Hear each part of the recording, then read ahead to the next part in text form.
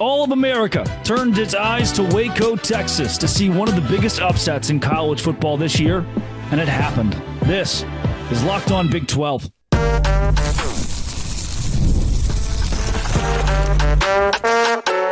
You are Locked On Big 12, your daily podcast on the Big 12 Conference, part of the Locked On Podcast Network, your team every day. Happy Saturday, everybody. Welcome into Locked On Big 12. I'm Drake Toll from America's #1 Big 12 podcast, Locked On Big 12. Thank you for making this show your first listen every single day. I am in the middle of a hurricane. Hurricane hit where I live in Savannah, Georgia, so I like this little light. I have to go elsewhere to charge my computer and everything, and so I'm recording the show in increments over the course of the day because I haven't had power in multiple days. That's not fun. It's 83 degrees in my house right now. Boo. If you hit subscribe, I get to keep my job. BYU got one of the biggest upsets that we've seen in the Big 12 this season. I want to talk BYU and Kansas State specifically in this segment, them both getting big wins. And the BYU win, can someone help me understand why Las Vegas was like, yeah, let's make BYU the underdog against Baylor? I think that the Cougars should have been favored by at least 6-7 points. That's what they won by. But instead, Baylor was the favorite, and BYU dominated this game for a half. And then for Kansas State, 42-20. Do we have to send Oklahoma State to the Pac-12 with some other members of the Big 12 like Houston? That could be the case after that game and Alan Bowman. For BYU, this is the same old song and dance of give Jay Hill the Presidential Medal of Freedom forever and always.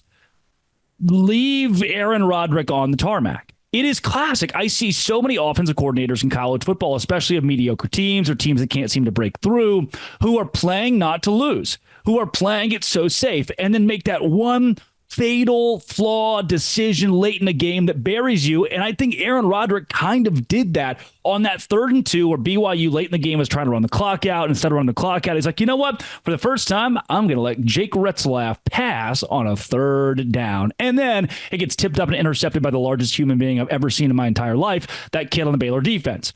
I didn't like it. I didn't like the 3rd down play calling. I didn't like the offense at all. Less than 75 total yards from BYU in the second half. That's not good. And I didn't feel as though Jake Retzlaff was put in places to succeed in this game late when it mattered the most. He goes 17 for 31. That's not great. Throws 2 interceptions. Those weren't great. I think the second one is more so on his offensive coordinator. You're supposed to know as the quarterback to throw the ball down or to just fall or something, but he's trying to create a play when his OC said, hey, 3rd and 2, we're trying to run the clock out, let's go throw the ball. And the running offense for BYU, the rushing offense wasn't great either. 53 yards for Jake Retzlaff. He's the leading ball carrier, 6 carries as well, but a touchdown. Good, yeah, no doubt, but some breakdown plays that put Retzlaff in a position to lead the offense on that side of the ball. I didn't love, again, what Aaron Roderick gave you, and at some point that's going to come back to you. But Jay Hill is a mastermind and the greatest thing that's ever existed. And now BYU is 5-0 for the first time since 1984. Is that what it was? First time since sliced bread, ice cream were invented? That's crazy that it's been this long since BYU was 5-0. They're a real football team this year. Also, let's do it. Let's talk about it. Why can announcers never get any name right for BYU? They look at the roster and they go, that's not going to happen. Like Kalani Sitake, Jake Retzlaff, Jake Retzlaff. Those seem to be the simpler ones. When Enoch Nawahine, did I get it? Did I do that? Is running the football and running it well enough for BYU. 19 carries for 51 yards is not good. It's not good. But I felt like the kid just puts his head down and then again, look, I'm a simple man. I struggle as it is. I see these names on paper and I'm like, Pokawa Honga. Yeah, that's what I'm going to go with. And I would know it if the announcers could just decide one way to say it and stick with that the rest of the game. BYU, Darius Laster also, by the way, I should give a lot of shout out and credit to. Very good. BYU defensively spread the love. Very solid, especially late when it mattered the most, when the offense wasn't going to go win you the football game. BYU's defense and Jay Hill did it again. If you look back at last week, it wasn't the offense. It wasn't the offense that beat Kansas State. It was Jay Hill. Give him the key to the city. Give him the key to whatever he wants. Give him the key to LES. That is the guy. And for Baylor, I don't mind that you're like, there's some BYU fan out there, Aaron Roderick, who's going, well, their quarterback threw for 324 yards and their offense had more yards than we did. Hey, bud. Hey, Sawyer Robertson threw the ball 48 times and went 27 for 48. He's a good kid. He's a good quarterback, too. He's a very good quarterback. He got his because Baylor couldn't run the football. 28 carries for 63 yards. That's 2.3 yards per carry. Bryson Washington, their leading rusher. Sawyer Robertson right behind him. They were both 2.4 yards per carry. That is not good. You do that four times, you're still not getting a first down. Yeah. And then Robertson throwing the ball 48 times. Of course, he had 324 yards. What else are they going to do? Slant, in, out, drag, occasional long pass, which Sawyer's pretty good at. BYU deserved to win the game, no doubt. But they took steps late to say, hey, Baylor, if you'd like to win, we don't mind. You could just do it. The Baylor crowd is bad. Dave Aranda is fired. There's no way you bring that guy back. Just stop, dude. Just stop pretending. 8 months ago, the athletic director should have stood up in a room and said, you know what? We're not going to win football games with this guy. And I see a lot of Baylor fans who are like, hey, he's a good dude. Okay. I mean, I'm a good guy. I probably shouldn't coach college football. Like, oh, yeah, well, he's got great recruiting classes. Sure, you know. He's also recruited all 5 of the classes that are currently on the roster. That was him. He did that. These are his players. He's on his third set of coordinators, 3-16 in his last 19 games against FBS opponents, 0-9 in his last 9 games against Power 4 teams at home. 0-9 at home against Power 4 teams. That's absurd. But Tuesday's practice was really good.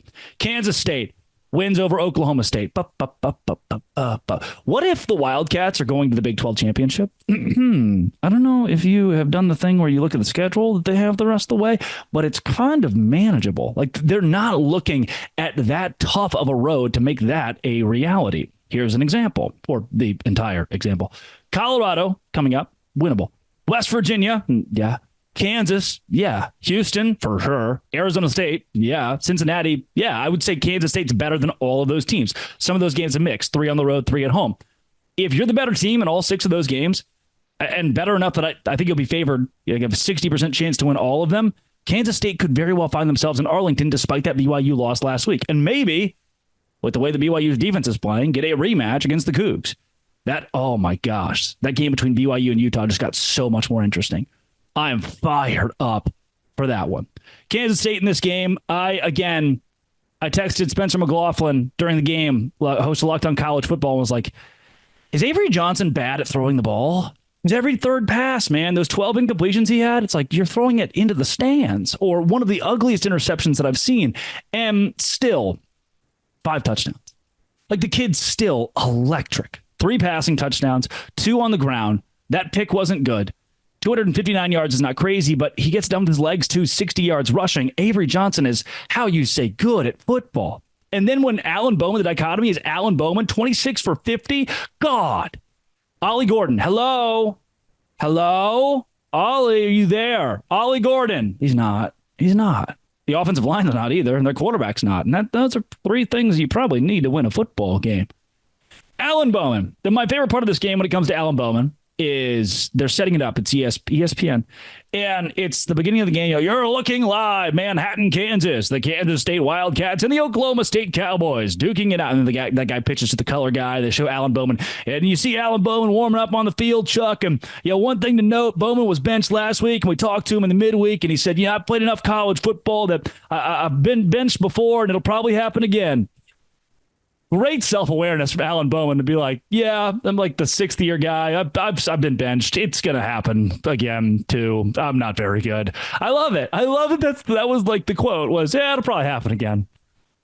And it should. Where's the Rangel kid? Where's Gundy's son? Bring him back. Bring him back through the portal. This is terrible, man. He's too old. I remember the day that Alan Bowman visited Baylor. He visited Waco, and I tweeted out, Alan Bowman visiting Baylor. Hopefully he doesn't come to Baylor. He will never push the needle or help the Bears compete at a high level. And I know he did for Oklahoma State last year, and I don't think it was Alan Bowman that got them to the Big 12 championship. But in this scenario, when I did that, I had a Baylor insider, tweet at me, this isn't helpful. You're hurting the staff. No, I'm really glad that Alan Bowman did not go to Waco. I'm glad he stayed completely away from my football program. Oklahoma State running the football, throwing the football. I just don't think the offense was very complimentary to the defense. I make this case a lot about TCU. I don't think that Kendall Briles is great for Andy Avalos. Like, Andy Avalos' defense will allow a 12-play, 75-yard drive that chews up 6 minutes, and the defense is tired. And then, you give the reins to Kendall Briles, and he goes, want to see a 3 and out? Sometimes a defense's struggles can be pinned on an offensive coordinator having little feel or an OC not being able to keep the football in his team's hands. That happens a good bit. So with that, Kansas State, you could go to the Big 12 championship. BYU, you are my dad. Just could have made it a little more convincing. Could have just closed it, but it is what it is. This has been, it always will be, a miniature segment of Locked On. Thanks for making it your first listen every single day. I hope this hurricane goes away. No se grande.